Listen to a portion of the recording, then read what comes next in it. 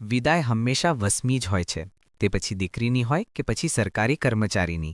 ત્યારે પાટણ એ division police સ્ટેશનમાં ASI તરીકે ફરજ બજાવતા લલિતભાઈ માવજીભાઈ રાઠોડ વયમર્યાદાના કારણે નિવૃત્ત થતા હોય, સિદ્ધપુરના ડીવાયએસપી કે પંડ્યાના અધ્યક્ષ સ્થાને તેઓનો વિદાય સમારંભ એ ડિવિઝન પોલીસ સ્ટેશન ખાતે રાખવામાં આવ્યો હતો. ત્યારે લલિતભાઈ રાઠોડે પોલીસ કોન્સ્ટેબલની સફરથી લઈને એએસઆઈ સુધી પોલીસ ખાતામાં પ્રામાણિકતા અને લોકોને મદદરૂપ બની સરાહનીય કામગીરી કરી હતી. ત્યારે તેઓની મોટાભાગની નોકરી નાયક પોલીસ અધિક્ષક સિદ્ધપુર ખાતે કરી સિદ્ધપુરવાસીઓના પણ તેઓએ દિલ જીત્યા હતા.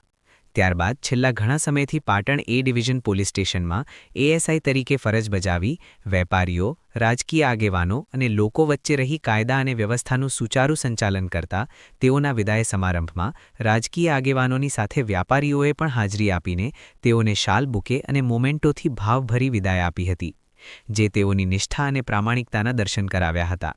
તો એ ડિવિઝન પોલીસ સ્ટાફની સાથે ડી સ્ટાફ અને અન્ય તેઓની સાથે કામગીરી કરતા પોલીસકર્મીઓએ પણ તેઓને મોમેન્ટો, ફુલહાર અને શાલ ઓઢાડી ભાવભરી વિદાય આપી હતી. આ પ્રસંગે મોટી સંખ્યામાં પોલીસકર્મીઓની સાથે રાજકીય આગેવાનો અને વ્યાપારીઓ પણ ઉપસ્થિત રહ્યા હતા.